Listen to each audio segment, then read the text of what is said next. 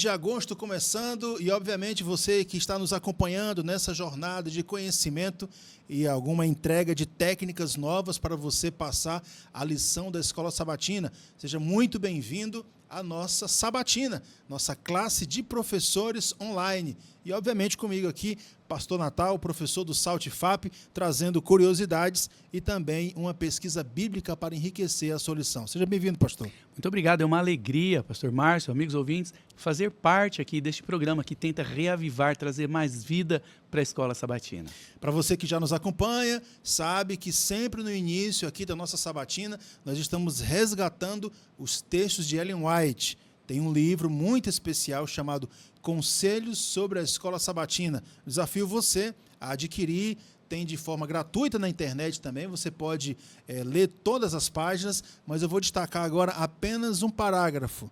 Observe só a mensagem de Deus para o seu coração. Ellen White diz o seguinte: a palavra de Deus, falada ao coração, tem um vivificante poder, e os que formulam qualquer escusa por negligenciarem a familiaridade com essa negligência traz a ele uma obscuridade para aquilo que Deus quer para com ele. E, obviamente, vai trazer reivindicações, pleitos para que Deus possa o abençoar. O caráter ficará deformado. Olha só que mensagem dura. As palavras e atos serão um descrédito à verdade. Você pode conferir, página 12ª, do capítulo 2 do livro Conselhos sobre a Escola Sabatina. Por que ela traz essa mensagem tão profunda? Porque é através da Escola Sabatina, dos temas que nos levam à Bíblia. E, obviamente, é no interlinear da Bíblia que também tem a formação do caráter. No mês passado, trabalhamos a ideia de que a Escola Sabatina não é só uma questão de jovens e velhos, aquela questão mais cultural, mas desde o ventre da mãe, a mãe pode ajudar a criança a gostar dos temas da Bíblia. Que conselho o senhor daria, pastor, para o professor que está nos vendo, por exemplo, pela primeira vez? Que conselho o senhor daria para aprofundar um pouco mais em relação à Escola Sabatina? Uau, antes do conselho eu achei forte isso, hein, amigos? Deformar o caráter, negligenciar a verdade deforma o caráter. Muito forte isso, muito forte. Bom. Bom texto. Bom, a dica que eu daria para os professores é tornar a lição interessante. É trazer detalhes que às vezes as pessoas não vão perceber, procurando no comentário bíblico adventista, olhando os textos dos evangelhos paralelos. Por exemplo, hoje, daqui a pouquinho, eu quero mostrar um texto que João fala e que ajuda a elucidar o que Marcos mostra. E orando bastante para você brilhar, tornar a Escola Sabatina interessante e que as pessoas despertem o desejo de participar, de estudar também. Talvez você esteja acompanhando a gente pela primeira vez, recebendo um link. Gostamos sempre de evidenciar aqui na descrição desse vídeo. Você pode ter acesso a um link onde vai ter mais informações e uma relação de perguntas para deixar a sua classe de Escola Sabatina um pouco mais dinâmica. Vamos abrir então a 5ª lição do Evangelho de Marcos, da Escola Sabatina, do 3º trimestre de 2024. Milagres à margem do lago. Que tema interessante. Obviamente, você deve conhecer alguma dessas histórias que aconteceu por ali. Porém, eu gostaria de começar, pastor, fazendo uma pergunta para o senhor. Por que é que boa parte das cidades que a gente vai ter contato ali com o texto bíblico parece que tem uma rejeição maior? Eu não sei se Jesus gostava muito de Galileia ou se Galileia gostava muito de Jesus. Você pode fazer essa comparação para a gente assim, para ter o primeiro entendimento dessa lição? A gente vê que a maior parte dos milagres da vida de Jesus aconteceu na Galileia. Tem um dos evangelistas que fala da região da Pérea, que os outros não falam, que ele ficou um tempo também. Até entre os samaritanos, Jesus realizou milagres. Em Decápolis, que era uma região com muitas pessoas pagãs, o problema de Jesus era que Jerusalém, a Judéia, a região da Judéia, rejeitava os ensinos dele. Então ele tinha que ensinar nas regiões vizinhas. E quando a gente fala de ensino, nós estamos falando também de discípulos.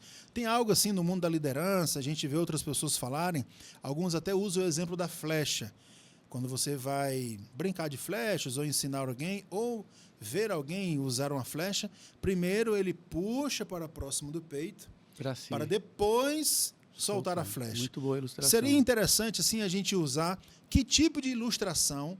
Obviamente, estamos falando para professores, eles precisam pegar esse conteúdo e entregar no coração dos membros. Então, tirando essa, como é que o senhor traria essa ideia de que os discípulos agora, tão próximos de Jesus, também teriam que sair em missão para ajudá-lo em relação a essa ideia de não só de evangelização, mas de ensino às outras cidades que inicialmente tinha essa rejeição para essa mensagem? Uhum.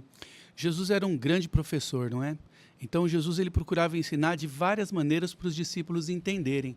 Até mesmo nos milagres que ele fazia, como nós vamos ver ao longo da lição de Marcos, quando ele cura um cego em 2 etapas, ele está tentando mostrar para os discípulos que eles estavam enxergando devagarzinho, devagarzinho, ainda não enxergavam tudo. Então o professor tem que se esforçar através de perguntas, de exemplos, que é o que a gente está tentando fazer aqui, e as perguntas interativas também vão ajudar. Muito bem, nós estamos chegando naquele momento, obviamente nosso tempo é curto, mas a ideia é de levar curiosidades. Eu sei que o senhor preparou aí pelo menos umas 2. Poderia compartilhar com a gente aí aquilo que o senhor mais gostaria de deixar como ênfase dessa semana? Eu separei algumas curiosidades que podem chamar a atenção, despertar para um nível um pouco mais fundo da lição. E a gente tem que despertar a curiosidade. Por exemplo, na história do endemoniado de Gadara ou de Gesara, depende do evangelista, porque são regiões ali que têm a ver uma com a outra. O povo da cidade não deixou Jesus entrar na cidade. Interessante, né? Quando eles viram o prejuízo que Jesus deu logo ao chegar na praia da cidade, ele veio de barco, os porcos ali se jogando ao mar e morrendo, eles pediram para Jesus ir embora. E Jesus atendeu. Jesus entrou no barco para ir embora.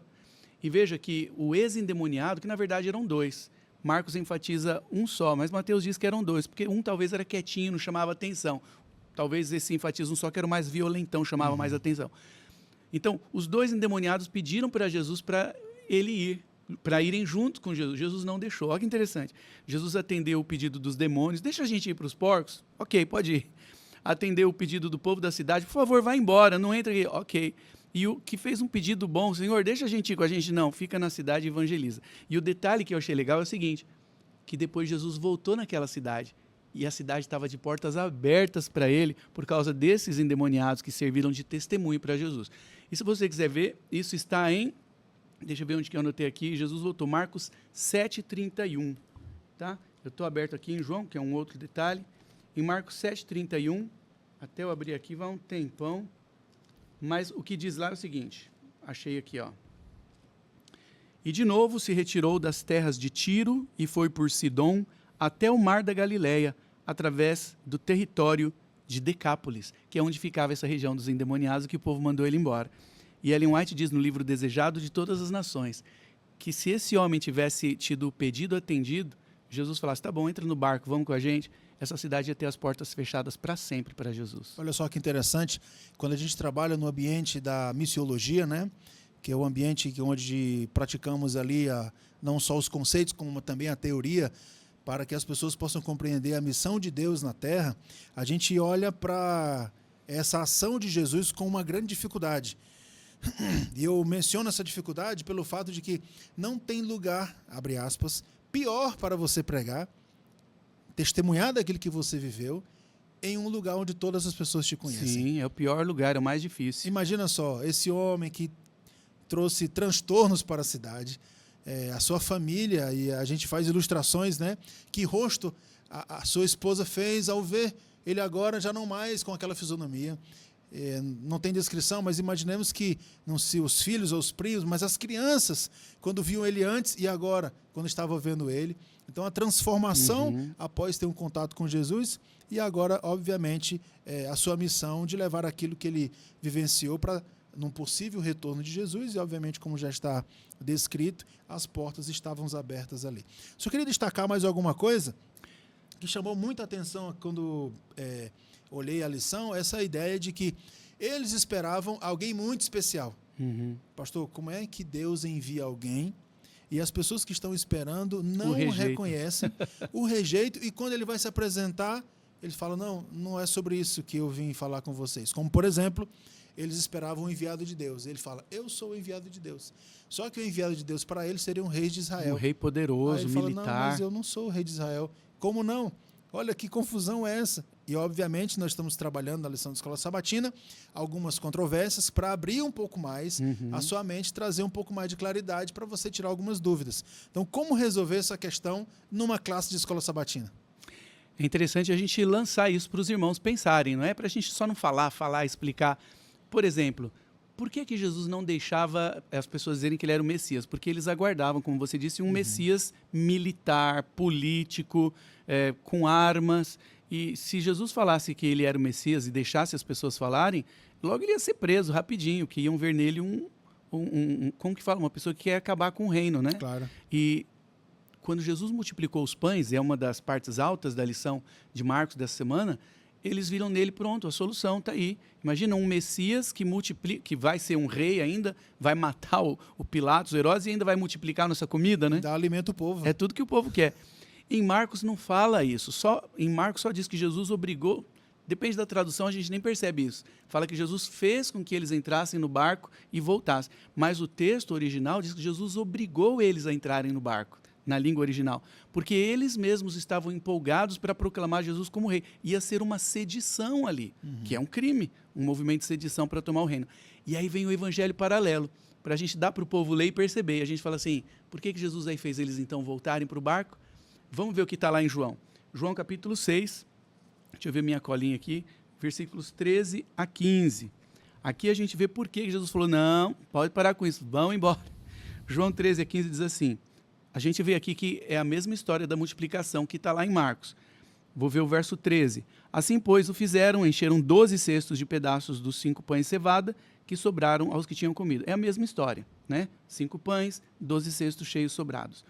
Vendo, pois, os homens o sinal que Jesus fizera, esse é o detalhe que João dá, disseram, este é verdadeiramente o profeta que devia vir ao mundo. E aqui está o ponto, verso 15. Sabendo, pois, Jesus que estavam para vir com o intuito de arrebatá-lo, arrebatar quer dizer levar, não é? Sim. De arrebatá-lo para o proclamarem rei, retirou-se novamente sozinho para o monte.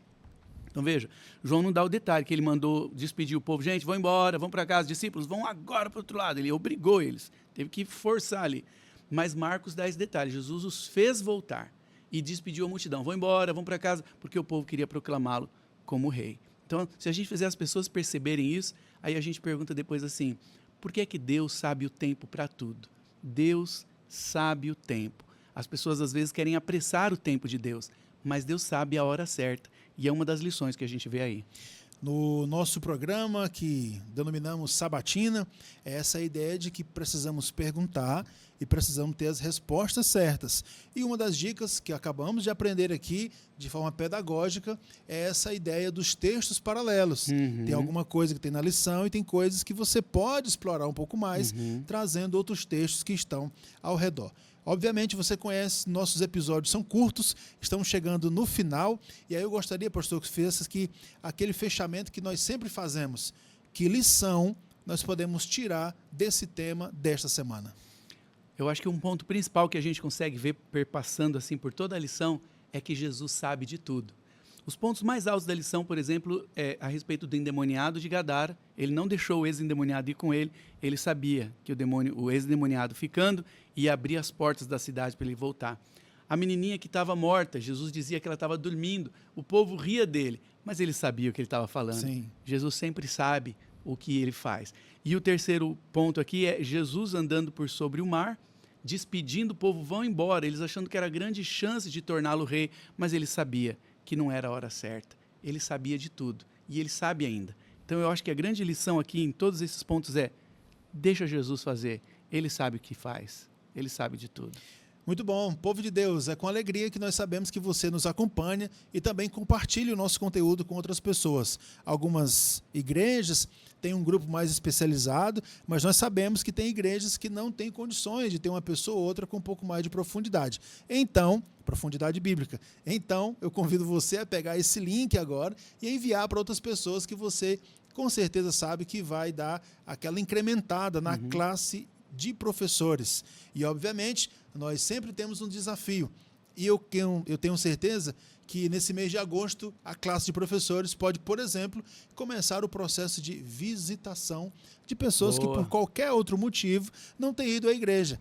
Porque lá no percurso de julho nós desafiamos você a fazer confraternização.